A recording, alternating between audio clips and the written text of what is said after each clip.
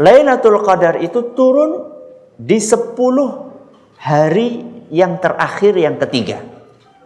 Yaitu tanggal 20 sampai tanggal 30 atau 21 sampai tanggal 30. Dari sinilah kemudian kita bisa memahami bahwa Lailatul Qadar itu sengaja, wallahu alam bissawab, diletakkan di akhir untuk mengetahui orang-orang yang serius dengan orang-orang yang tidak serius. Walaupun Nabi kita Muhammad sallallahu alaihi wasallam dalam beberapa hadis yang sahih, antara lain dalam hadis riwayat Bukhari, beliau mengatakan taharrau Lailatul Qadri fil witri minal ashril awakhir min Ramadan. Carilah Lailatul Qadar di hari malam-malam yang ganjil, di malam-malam yang ganjil dari 10 hari terakhir bulan Ramadan. Walaupun Nabi SAW sudah mengatakan seperti itu, akan tetapi kapan jatuhnya rahasia. Karena malam yang ganjil itu kan masih umum. Ada malam 21, ada malam berapa?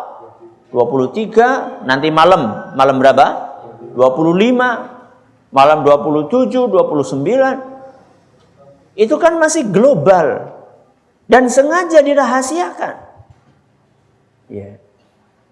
Dan ketika itu dirahasiakan bukan dalam rangka untuk mempersulit dengan tujuan-tujuan buruk yang lainnya, tidak mungkin, karena Allah Subhanahu wa taala tidak mungkin mempersulit hambanya. Justru yang ada dalam agama kita adalah dipermudah dan dipermudah. Tapi kenapa kok dirahasiakan? Pasti ada hikmah kebaikan di balik itu semua. Kata sebagian ulama, sebagaimana disebutkan dalam Fathul Bari dan juga dalam Syarah Mumti'. Fathul Bari kayak Imam Ibnu Hajar Al-Asqalani, Syarah Mumti' kayak Syekh Ibnu Utsaimin rahimahumullah. Di antara hikmahnya adalah agar amalan kita menjadi lebih banyak. Agar amalan kita jadi lebih banyak. Jadi ketika dirahasiakan, mau tidak mau kita akan semakin memperbanyak amalan di malam-malam itu. Bahkan bukan hanya malam ganjil, termasuk juga malam apanya? Malam genap. Berbeda kasusnya kalau misalnya malam Lailatul Qadar itu langsung ditetapkan, misalnya malam Lailatul Qadar malam 21 misalnya ya. Kira-kira habis malam 21 masih pada semangat ibadah atau tidak? Nah, sudah. Kan sudah dapat apa? Lailatul Qadar. Bahkan sebagian orang mengatakan, wah, usiaku 60 tahun. Lailatul Qadar itu kan 1000 bulan, berarti sudah 83 tahun.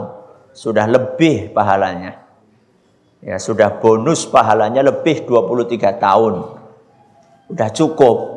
Sehingga besoknya dia enggak mencari Lailatul Qadar lagi. Itu kalau misalnya ditetapkan Lailatul Qadar malam anu. Atau misalnya ditetapkan malam 27 misalnya. Sebelum malam 27, orang masih santai-santai, belum datang kok Lailatul Qadar. Akhirnya yang rugi kita, amalan kita sedikit. Cuma satu malam itu saja. Tapi ketika dirahasiakan, maka mau tidak mau kita akan beramal setiap malam. Ketika kita beramal setiap malam, berarti pahala dan ibadah kita insya Allah lebih banyak. Berarti ketika malam Lailatul Qadar itu dirahasiakan, itu manfaatnya kembali kepada kita. Manfaatnya kembali kepada kita. Yaitu agar ibadah kita lebih banyak. Yang kedua, di antara hikmahnya adalah ujian. Ujian dari Allah Subhanahu wa taala. Ujian untuk mengetahui apa? Untuk mengetahui orang-orang yang serius dengan orang-orang yang tidak serius. Untuk mengetahui orang-orang yang serius dengan orang-orang yang tidak serius. Maksudnya bagaimana Ustadz? Kalau seandainya malam Lailatul Qadar itu langsung ditetapkan malam 25 titik, semua orang bangun. Gak bisa ketahuan mana yang serius, mana yang tidak. Mana yang berjuang, mana yang tidak. Tapi ketika dirahasiakan, disitulah akan kelihatan manusia-manusia yang berdedikasi tinggi. Akan kelihatan orang-orang yang bersungguh-sungguh mengejar Lailatul Qadar, yaitu orang-orang yang di setiap malamnya dia akan bangun, akan beribadah demi mencari Lailatul Qadar. Itulah di antara beberapa hikmah kenapa kok Lailatul Qadar itu dirahasiakan. Bahkan menurut sebagian ulama, tiap tahun itu bisa ganti-ganti. Misalnya tahun ini malam 23, tahun depan bisa pindah jadi malam 27, tahun depannya bisa malam 21. Ya. Dan itu semuanya seperti yang saya katakan tadi, bukan dalam rangka mempersulit manusia untuk mendapatkan Lailatul Qadar, bukan. Akan tetapi ada hikmah-hikmah kebaikan yang diinginkan oleh Allah Subhanahu wa ta'ala.